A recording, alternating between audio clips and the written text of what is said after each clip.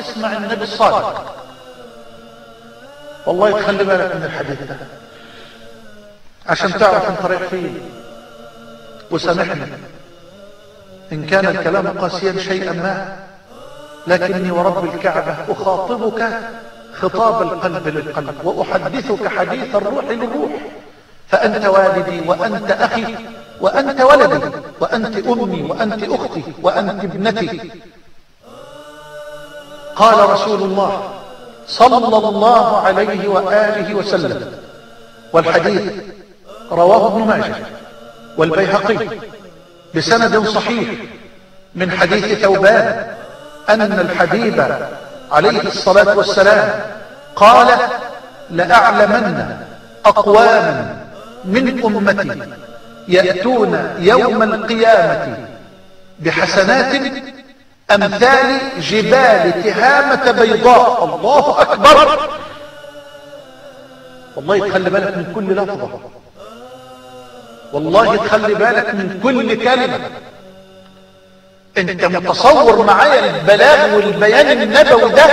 بيقول عليه الصلاة والسلام: لأعلمن أقواما من أمتي يأتون يوم القيامة بحسنات أمثال جبال تهامة بيضاء. حسنات كالجبال، كجبال تهامة، وحسنات بيضة زي ما جبال تهامة جبال بيضاء.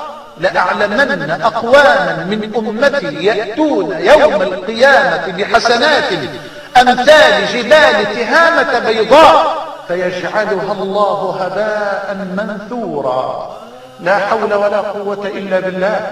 اللهم استرنا ولا تفضحنا، اللهم لا تجعل حظنا من ديننا قولنا، وأحسن نياتنا وأعمالنا يا أرحم الراحمين. خلي بالك، فيجعلها الله هباء منثورا. تقيد الحسنات اللي كانت كأمثال الجبال ولا حسنة، كله ضاع كله راح. يا رب سلم. فيجعلها الله هباء منثورا. انت شفت القطن حينما تذروه الريح؟ شفت الصوف المنفوش الممزق حين تذروه الرياح الشديدة؟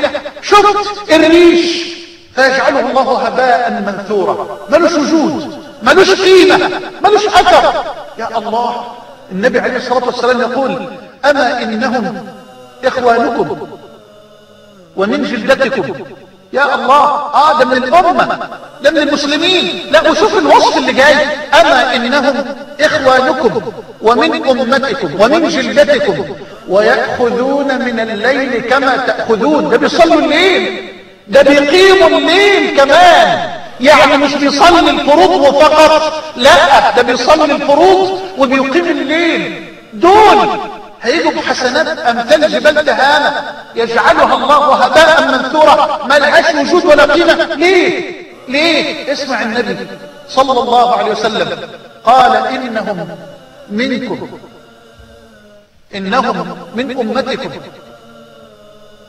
أما إنهم إخوانكم ومن جلدتكم ويأخذون من الليل كما تأخذون، ولكنهم قوم إذا خلوا بمحارم الله انتهكوها. لا حول ولا قوة إلا بالله العلي العظيم. هي دي. ولكنهم قوم إذا خلوا بمحارم الله انتهكوها. إذا أغلق على نفسه باب غرفته وأغلق النافذة وأغلق الباب وأرخى الستائر وخلى بربه، تجرأ عليه وبارز الله بالمعصية وانتهك حرمات الله جل جلاله. يبحث بالريموت عن فيلم دائر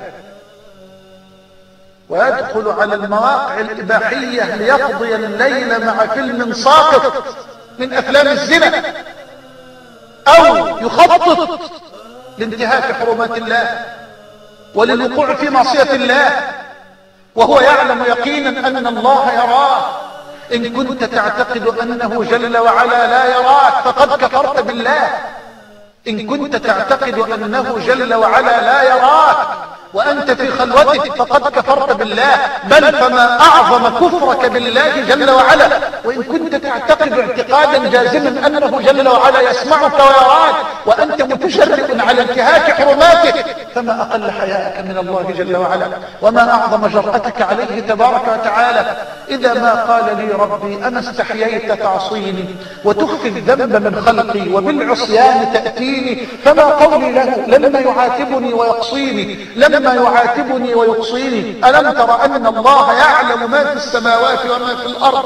ما يكون من نجوى ثلاثة إلا هو رابعهم، ولا خمسة إلا هو سادسهم، ولا أدنى من ذلك ولا أكثر إلا هو معهم أينما كانوا. الله يسمعك، الله يراك، الله مطلع عليك. إذا ما قال لي ربي أما استحييت تعصيني وتخفي الذنب عن خلقي وبالعصيان تأتيني، فكيف أجيب يا ويحي ومن ذا سوف يحميني؟ أسلي النفس بالآمال من حين إلى حين، وأنسى ما وراء الموت ماذا بعد تكفيني؟ كأني قد ضمنت العيش ليس الموت يأتيني، وجاءت سكرة الموت الشديدة من سيحميني؟ نظرت إلى الوجوه أليس منهم من سيفديني؟ سأسأل ما الذي قدمت في دنياي ينجيني، فكيف إجابتي من بعد ما فرطت في ديني؟ ويا ويحي ألم أسمع كلام الله يدعوني؟ ألم أسمع لما قد جاء في قاف وياسين؟ ألم أسمع بيوم الحشر يوم الجمع والدين؟ ألم أسمع منادي الموت يدعوني يناديني؟ فيا رباه عبد تائب من ذا سيأويني؟ سوى رب غفور واسع للحق يهديني. أتيت إليك فارحمني وثقل في موازيني، وخفف في جزائي أنت أرجى من يجازيني.